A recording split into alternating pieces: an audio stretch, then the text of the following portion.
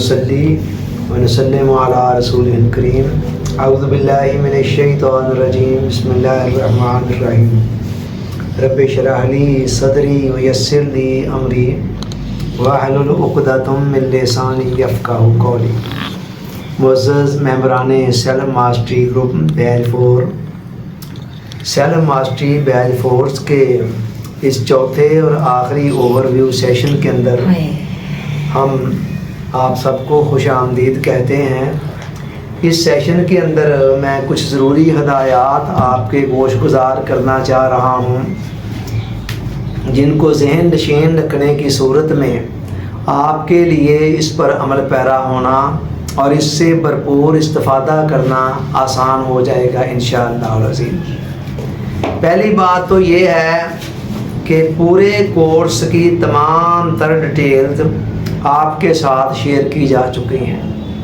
یہ سارے کا سارا کیا ہے، نالج جو آپ کو دیا گیا ہے۔ اب اس نالج کو آپ نے ایکشن میں چینج کرنا ہے تو پھر وہاں سے نتائج پروڈیوس ہونے ہیں۔ علم کا مقصد ہی عمل ہوتا ہے اور علم عمل کے لیے ہی پڑھا سیکھا سمجھا جاتا ہے۔ اگر انسان عمل ہی نہیں کرے گا تو پھر اس علم کا کیا فائدہ اٹھائے گا؟ اہل معرفت کا یہ کہنا ہے، انہوں نے علم والوں کی تعریف ہی یہ کی ہے کہ الذین یعملون ما یعلمون، علم والے وہ ہیں کہ جن کے پاس جو علم ہے اس پر وہ عمل کرتے ہیں۔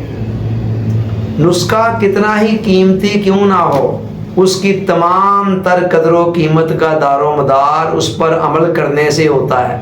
کسی بھی ڈاکٹر کے پاس آپ چلے جائیں اور وہاں وہ جتنا مرضی جینیس مائنڈ ہو اور جتنا مرضی اعلیٰ قسم کا عمدہ قسم کا نسخہ آپ کو لکھ دے، اگر آپ گھر لا کر اس نسخہ کو رکھ دیں گے اور اس پر عمل نہیں کریں گے تو اس سے آپ کچھ بھی استفادہ نہیں کر پائیں گے۔ قرآن مجید نے دیکھیں جہاں بھی ایمان کی بات کی وہاں ساتھ ہی ساتھ اعمال صالحہ کی بات کی۔ ایمان ایک تھیوری ہے، ایک نظریہ ہے، ایک عقیدہ ہے، اور اس کا پروف بندے نے کس طرح دینا ہوتا ہے وہ پریکٹیکل کی صورت میں دینا ہوتا ہے۔ قرآن مجید نے یہاں تک بھی کہا کہ مثل الذین حملوا التوراۃ ثم لم یحملوها کمثل الحمار یحمل اسفارا، کہ ان لوگوں کی مثال جن کو تورات کا علم دیا گیا پھر اس کے بعد وہ اس پر عمل پیرا نہ ہوئے، ان کی مثال گدھے کی طرح ہے جس پر بوجھ لاد دیا گیا ہو۔ یہی معاملہ ہمارا ہوتا ہے۔ اگر ہم سینکڑوں کتابیں بھی پڑھ لیں مگر ان کا کوئی ریفلیکشن ہماری ذات کے اندر نظر نہ آئے، یا سینکڑوں لیکچر سن لیں اور ان میں سے کسی پر عمل نہ کرے، تو یہ ایسے ہی ہے جیسے گدھے کے اوپر آپ 1 من کتابیں لاد دیں یا مٹی لاد دیں، اس کو کوئی فرق نہیں پڑتا، اس کے لیے صرف بوجھ ہی بوجھ ہے۔ تو لہٰذا نالج انٹو ایکشن یہی سکہ راجت الوقت ہے اور یہیں سے نتائج نے جنریٹ ہونا ہے۔ دوسری بات یہ ہے کہ یہ جو کچھ بھی آپ کو بتایا گیا ہے اول سے لے کر آخر تک، ان کے اندر 2 چیزیں ایسی ہیں کہ جو بطور خاص ایسے ہتھیار ہیں کہ اگر آپ ان 2 کو مضبوطی سے تھامیں تو باقیوں پر عمل کرنا اور باقیوں کو یاد رکھنا بہت آسان ہو جائے گا۔ وہ 2 چیزیں کون سی ہیں؟ دیکھیں، نمبر 1 روزہ اور نمبر 2 خاموشی۔ میں نے روزہ کو سیلف ماسٹری کے درخت کی جڑ قرار دیا تھا اور خاموشی کو اس درخت کا تنا قرار دیا تھا۔ یاد ہے آپ کو جو لیکچر پیچھے ڈلیور کیے ہیں؟ اب اگر یہ 2 آپ نے مضبوطی سے پکڑے ہوئے ہیں نا تو پھر آپ سمجھیے باقی بھی سب کو یاد رکھنا اور یاد رکھنے کے ساتھ ساتھ ان پر عمل پیرا ہونا سب کچھ ہی آپ کے لیے آسان ہے۔ اگر یہ 2 چیزیں آپ نے مضبوطی سے نہیں پکڑی ہوئی، آپ کی زبان بار بار پھسلتی ہے، آپ اوور ٹاکنگ کرتے ہیں، تو پھر عقل پر ایسے پردے پڑنے شروع ہو جاتے ہیں کہ پھر دوسری چیزیں اول تو یاد ہی نہیں رہتی ہیں، کوئی یاد بھی رہیں تو وہ اتنا زیادہ ان پر بندہ عمل پیرا نہیں ہو پاتا۔ خاموشی کے ضمن میں نے بتایا تھا کہ امام غزالی رحمۃ اللہ علیہ فرماتے ہیں کہ میں بڑے بڑے اولیاء، صلحاء، عابدوں اور زاہدوں کی صحبت میں رہا ہوں۔ مجھے ان میں سے اکثر لوگ یہ کہا کرتے تھے کہ غزالی، جو لوگ نماز کے اندر کامل یکسوئی اختیار کرتے ہیں نا، یہ کامل یکسوئی کا جو تحفہ ان کو ملتا ہے یہ ملتا ہے زبان کی حفاظت کے نتیجے میں، آپ تجربہ کر کے دیکھ لیں، آپ گھنٹہ ایسی باتیں کرتے رہیں، اس کے بعد اٹھ کر نماز کے اندر آ جائیں اور دیکھیں بھلا آپ کو نماز پڑھنے کے اندر وہ یکسوئی مل رہی ہے؟ بالکل نہیں ملے گی۔ میں نے زندگی کے اندر بارہا مرتبہ یہ تجربہ کیا ہے۔ تو لہذا یہ دو چیزیں بطور خاص جو ہے نا، آپ نے ان کو ایک مضبوط ہتھیار سمجھ کر تھامنا ہے، اور یہاں سے پھر باقیوں پر بھی عمل پیرا ہونے کے راستے کھلیں گے۔ تو یہ تو سمجھ لیں دونوں پرہیز کے منزلہ ہے نا، prevention is better than cure, پرہیز علاج سے بہتر ہوتا ہے۔ اب میں آگے دو چیزیں بتانے جا رہا ہوں کہ علاج کے ضمن میں بھی دو چیزیں ایسی ہیں کہ جن کو جتنا مضبوطی سے آپ تھام لیں گے اتنا ہی زیادہ آپ کے اندر یکسوئی پیدا ہوگی۔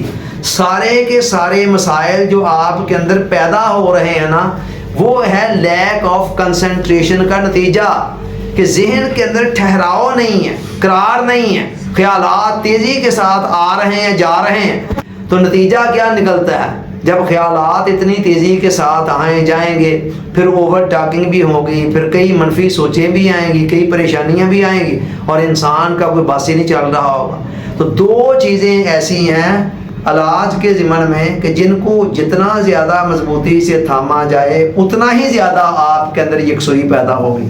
ان کے اندر ایک اقامت صلاۃ ہے، اور دوسرا یہ مراقبہ اسم اللہ ذات ہے۔ اس کو 30 منٹ میں نے ایسے ہی نہیں دے دیے ہیں، کٹھے ہی 30 منٹ۔ آپ دیکھیں مراقبہ دعا کو 10 منٹ دیے گئے ہیں، اس کو 30 منٹ دے دیے گئے ہیں۔ اور یہ ضروری نہیں ہے کہ آپ نے 30 منٹ ایک ہی نشست کے اندر کرنے ہیں، آپ 10 منٹ 3 دفعہ میں کر سکتے ہیں، آپ 15 منٹ کر کے 2 دفعہ میں کر سکتے ہیں۔ اللہ حاضل قیاس۔ تو یہ مراقبہ اسم اللہ ذات، تو اس کے علاوہ بھی آپ چلتے پھرتے بھی اس کو مطلب یہ 3 دفعہ تو آپ نے، یا آدھا گھنٹہ تو آپ نے بیٹھ کر کرنا ہے نا، اس سے ہٹ کر آپ آگے پیچھے چلتے پھرتے جتنا زیادہ اس پر فوکس کریں گے اتنا ہی زیادہ۔ اور یاد رکھیں نماز جو ہے یہ بھی مراقبہ کی ایک بہترین شکل ہے، مراقبہ کی ایک بہترین شکل ہے نماز بھی۔ تو نماز بھی آپ کے اندر یکسوئی پیدا کرنے میں بڑا اہم کردار ادا کرتی ہے۔ اولیاء کرام تو یہاں تک کہتے ہیں کہ ہماری پوری زندگی جو ہوتی ہے نا وہ ہماری نماز کا عکس ہوتی ہے۔ اگر ہماری ساری زندگی کے اندر انتشار ہے، پراگندگی ہے، ہمارے معاملات بکھرے ہوئے ہیں، تو یہ اس بات کا ثبوت ہے کہ ہماری نمازوں کے اندر یکسوئی نہیں ہے۔ وہ کہتے ہیں آپ کی نمازوں کے اندر یکسوئی جب آئے گی تو پھر آپ کے ارد گرد کے ماحول کے اندر بھی ایک یکسوئی آ جائے گی، آپ کے سارے معاملات بھی سمٹنا شروع ہو جائیں گے، ایک ڈائریکشن میں چلنا شروع ہو جائیں گے۔ اور اگر آپ نمازوں کے اندر یکسوئی نہیں رکھتے ہیں تو پھر آپ کسی بھی کام کے اندر یکسوئی نہیں رکھ پڑ سکیں گے، اور آپ کا ہر کام ہی منتشر اور بکھرا ہوا اور پراگندہ سا ہوگا۔ تو یہ دو چیزیں بطور خاص، لیکن جن کا میں نے پہلے ذکر کیا ہے وہ پہلے ہیں، اس کے بعد آگے ان کا درجہ وہ پرہیز کے درجے میں ہے، یہ علاج کے درجے میں۔ اس کے بعد دو چیزیں اور ایسی ہیں جن سے آپ نے بطور خاص جتنی احتیاط کر سکے نا اتنی کرنی ہے، چونکہ وہ بھی دو میٹھے زہر ہیں جو آپ کو بڑی تیزی کے ساتھ نقصان پہنچاتے ہیں، لیکن پتہ نہیں چلتا ہے ہمیں۔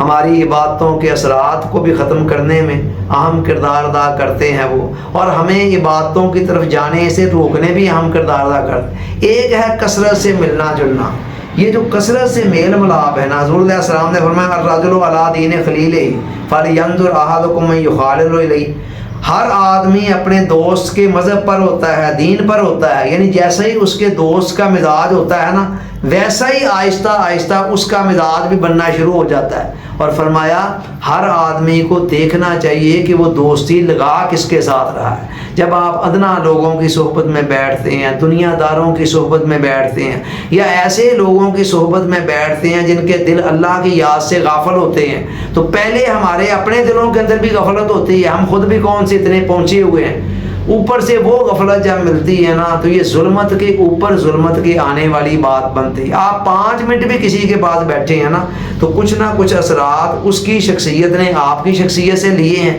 اور کچھ نہ کچھ آپ کی شخصیت نے اس کی شخصیت سے لی ہے.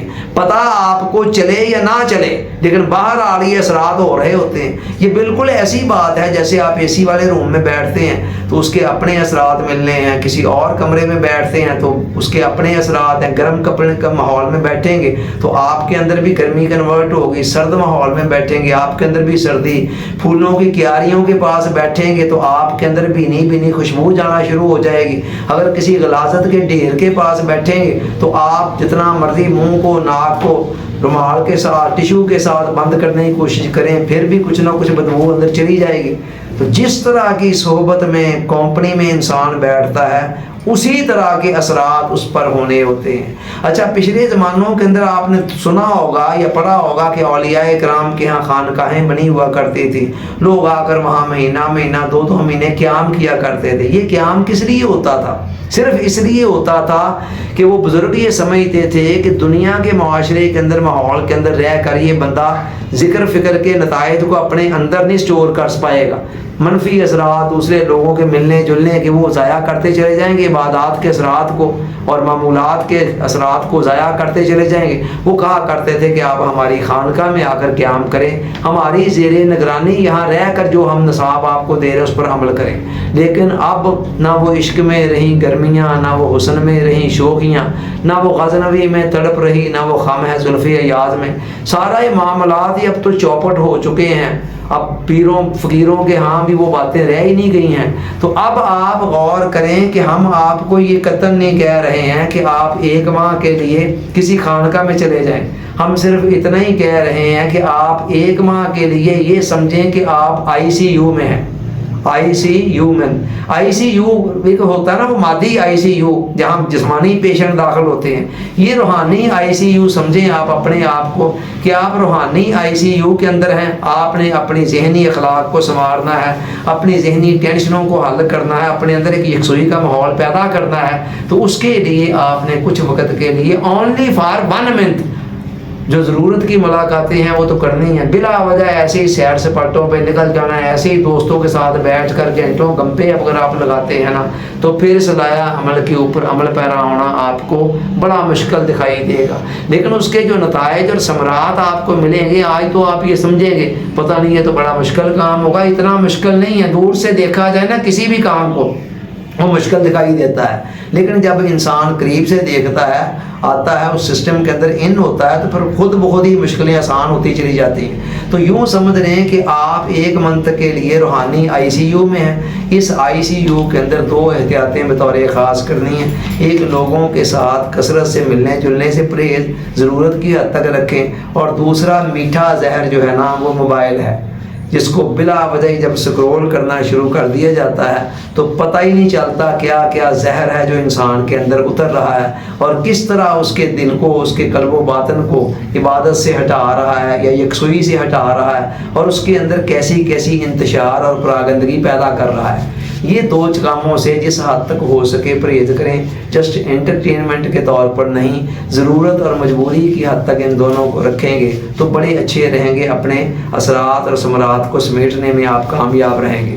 اگلی بات یہ ہے کہ سیلف ماسٹری کے ضمن میں نے جو 3 ہدایات آپ کو دی ہیں کہ یہ 3 کام آپ نے کرنے ہیں, ان 3 کاموں کو بڑی مضبوطی سے تھامنا ہے. یہ میں نے آغاز میں بھی بتایا تھا, دوبارہ اس کو دہرا رہا ہوں. نمبر 1 تو جو ڈیلی کلاس ہوا کرنی ہے نا اس کو زندگی اور موت کا مسئلہ سمجھیں.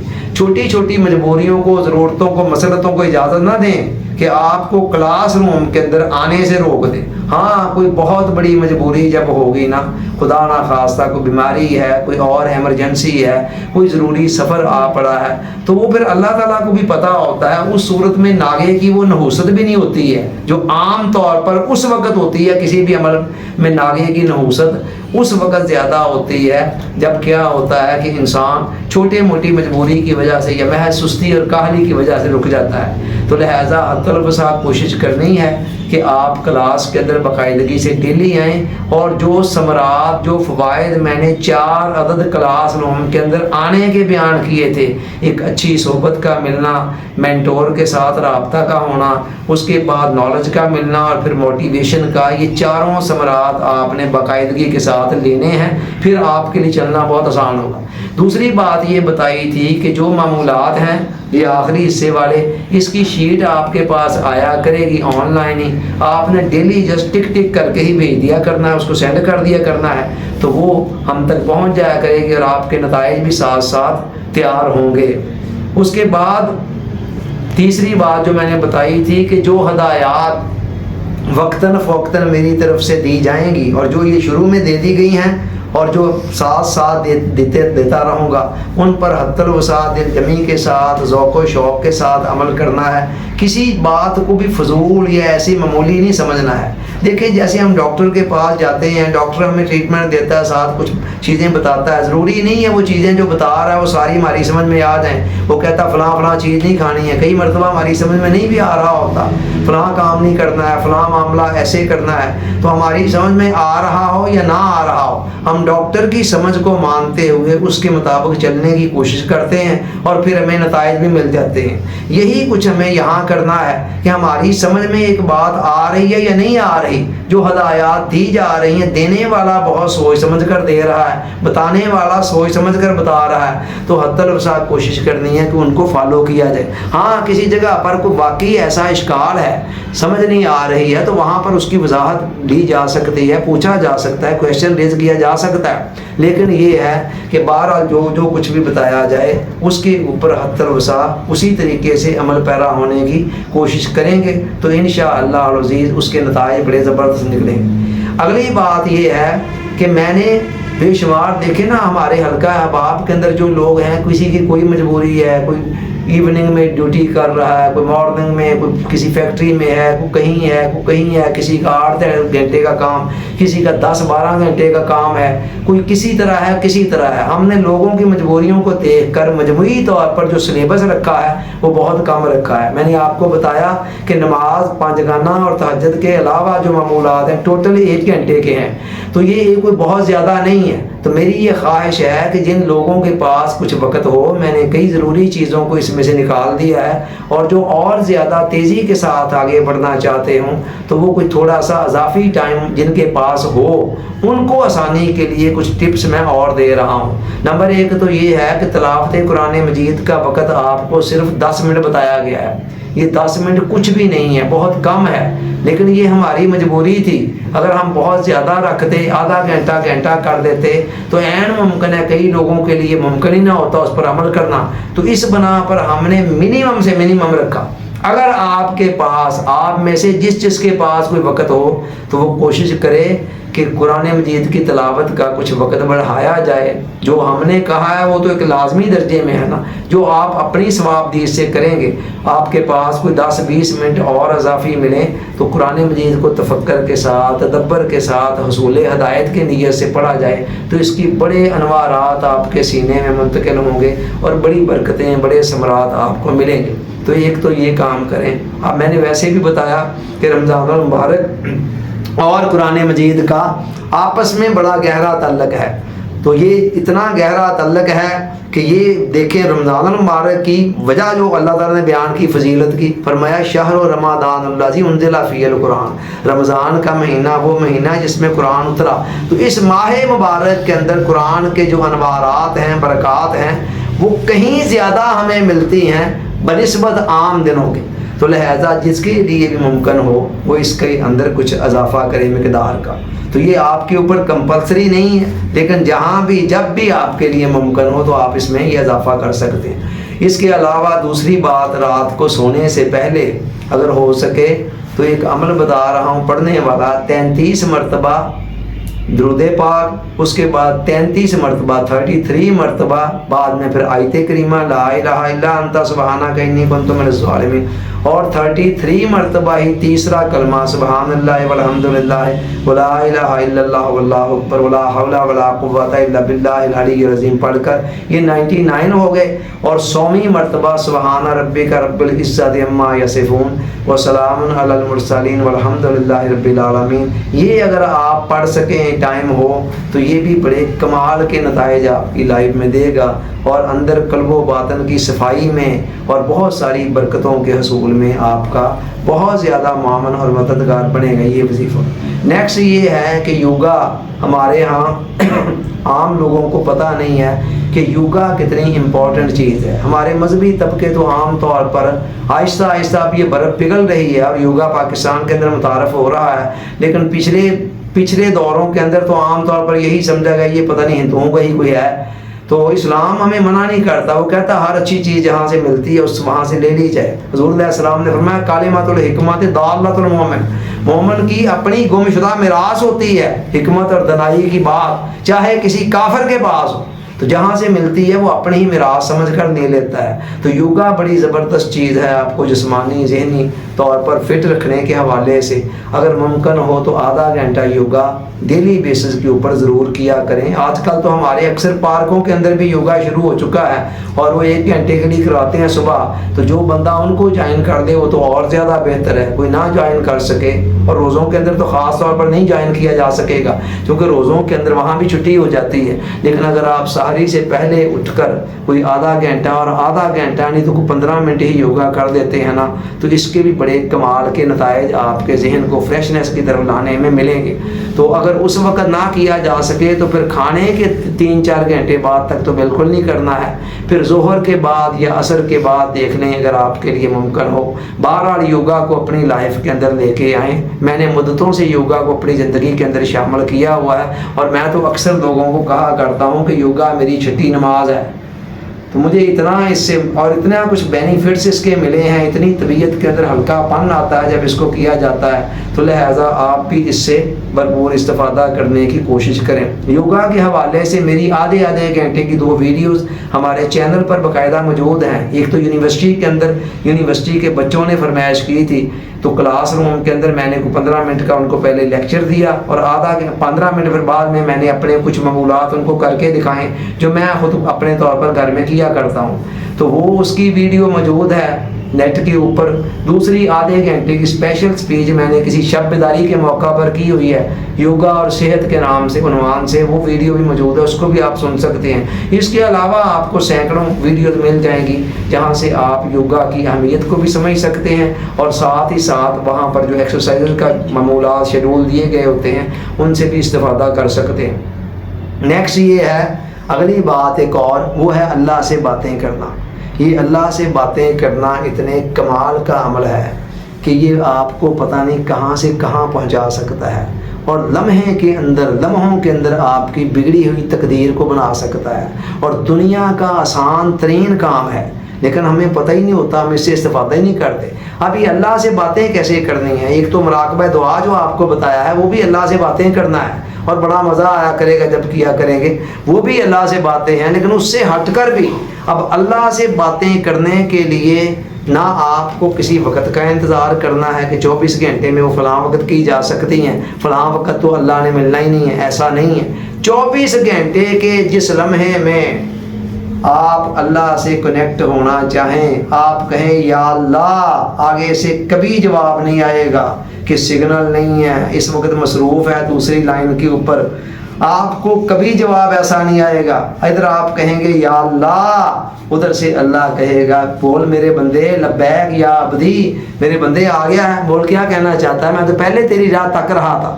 تو پھر آپ مزے سے اللہ کی بارگاہ سے میں باتیں کیا کریں، اور اللہ کے سامنے بالکل بچے بن کر، جیسے بچہ ماں کے ساتھ باپ کے ساتھ لاڑ لڑایا کرتا ہے، باتیں کیا کرتا ہے اپنی، اور وہ معصوم سی باتوں کو انجوائے کیا کرتے ہیں والدین، اسی طرح آپ اللہ سے باتیں کیا کریں بے تکلفی کے ساتھ۔ کوئی کسی خاص لینگویج کی پابندی کی کوئی ضرورت نہیں ہے کہ آپ نے فلاں زبان میں بھی کرنی ہے، آپ انگلش میں کریں، آپ اردو میں کریں، پنجابی میں کریں، ہندی میں کریں، فارسی میں کریں، جس زبان میں مرضی کریں، اللہ ہر زبان جانتا ہے۔ اور کسی پروٹوکول کی ضرورت نہیں ہے کہ پہلے یہ کرنا ہے وہ کرنا ہے، باوضو ہو بندہ ایسے ویسے، چلتے چلتے کہیں بھی کوئی رکاوٹ دشواری آ گئی ہے وہیں پر آپ رک جائیں اور اللہ تعالیٰ سے دلی دل میں کہیں باری تعالیٰ اس مسئلے کا کو حل، یا اللہ اس مسئلے کو حل فرما۔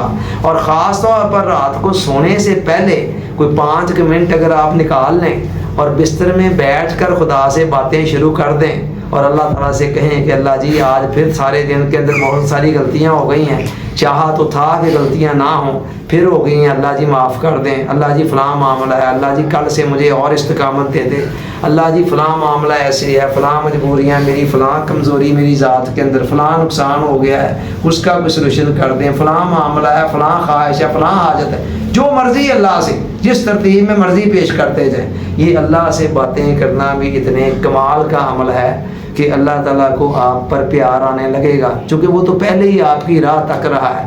تو دعا جو ہم نے مانگنی ہوتی ہے، میں نے دعا کے ساتھ ایک لفظ لکھا تھا مناجات کا۔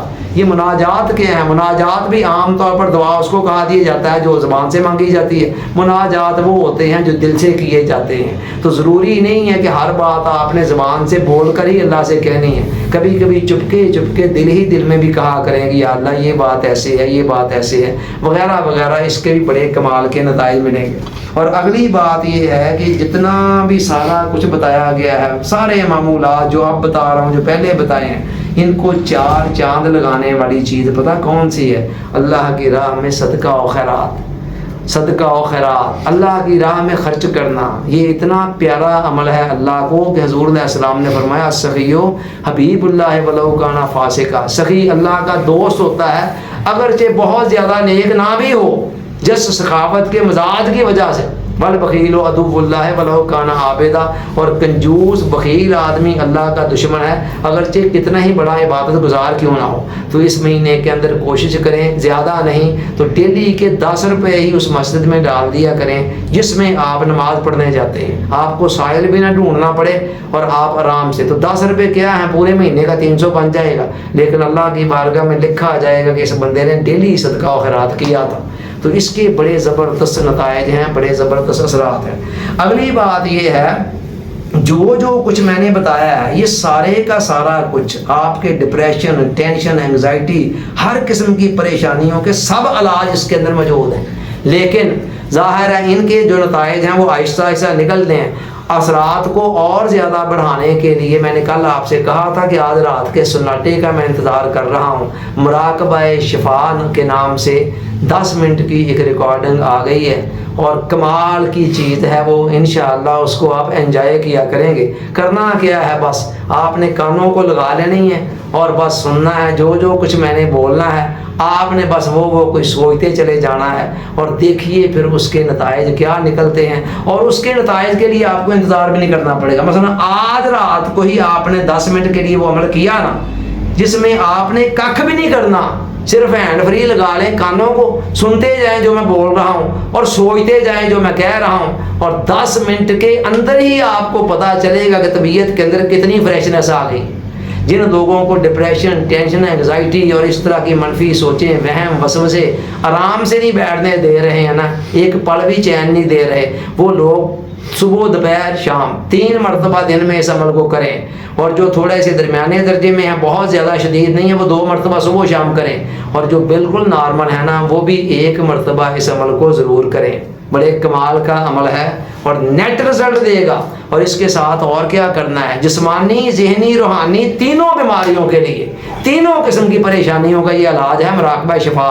اس کے ساتھ کیا کرنا؟ 2 چھوٹے چھوٹے کام اور کرنے ہیں۔ ہر نماز سے پہلے یا بعد 10 مرتبہ یا اللہ ہو یا سلام، یا اللہ ہو یا سلام۔ اللہ کا ذاتی نام ہے، سلام اس کا صفاتی نام ہے، سلامتی والے۔ اے اللہ، اے سلامتی دینے والے، دل میں ساتھ یہ آرزو کہ مجھے سلامتی عطا فرما، جسمانی، ذہنی، روحانی۔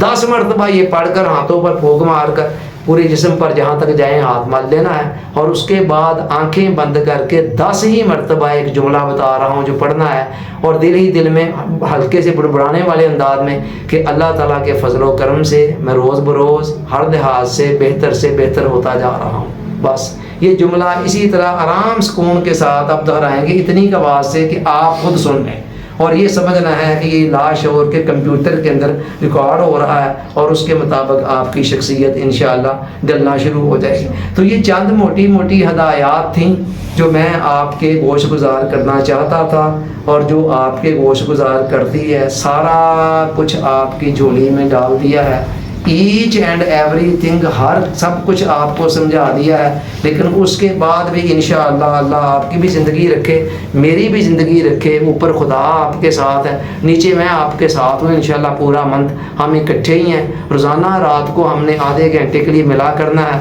वहाँ हम आपस में बातें किया करेंगे। पहले 15 मिनट कुछ मैं सुनाया करूँगा, आप सुना करेंगे, फिर अगले 15 मिनट आपके क्वेश्चन सवालात हुआ करेंगे और मेरी तरफ से उनके जवाबात हुआ करेंगे।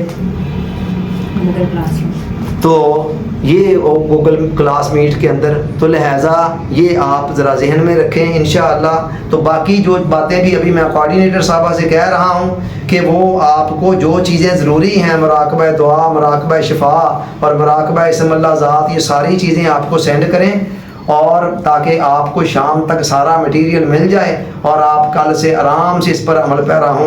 रात 9 से 9:30 बजे आज हमारी, पहले तो मैंने सोचा था मुलाकात नहीं होगी, लेकिन अब मैं ये कह रहा हूँ कि मुलाकात होगी, ताकि जो बातें अभी आपकी समझ में ना आए रात तक, वो आप रात को मुझसे पूछ लीजिएगा। और आज रात की 9 से 9:30 वाली क्लास के अंदर जस्ट सवालों जवाब होंगे, मेरा लेक्चर स्टार्ट में नहीं होगा। Thank you very much.